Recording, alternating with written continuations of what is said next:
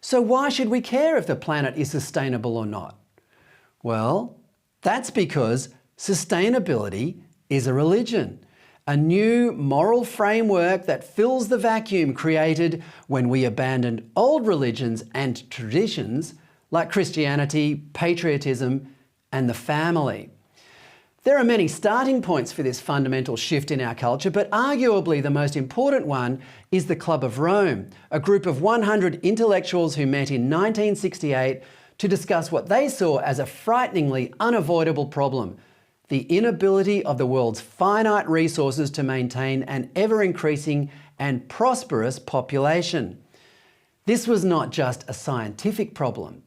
The club's first publication, released in 1970 and humbly titled The Predicament of Mankind, asserted that although technology had, quote, broken the back of age-old scarcities, it had also failed to, quote, provide us with an ethos, a morality, ideals, institutions, a vision of man, of mankind, and a politics which are in consonance with the way of life that is evolved as the expression of our success. In other words, all this success was meaningless without a new moral code to go with it. Enter sustainability, the idea that the less you consume and the closer you are to nature, the more virtuous you are. But that's not how things have turned out. As it happens, the more developed a nation is, the more environmentally sound its people are. As Swedish author Johan Norberg points out in his brilliantly optimistic 2016 book, Progress, sustainability depends on economic development.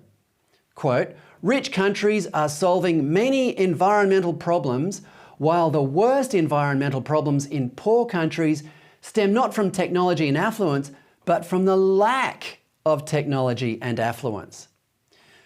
But you won't hear teachers say this in our schools. You rarely even hear it said between adults. That's because the disciples of sustainability rarely see their beliefs as religious dogma. In Apocalypse Never, longtime environmentalist Michael Schellenberger says secular people are attracted to apocalyptic environmentalism because, quote, it meets some of the same psychological and spiritual needs as Judeo-Christianity and other religions. Well, if that's the case, it doesn't do a very good job of it. While Christians go to church, donate to charities, and generally aspire to lead decent, honest lives, environmentalists glue themselves to roads, disrupt industries, and tell kids they have no future.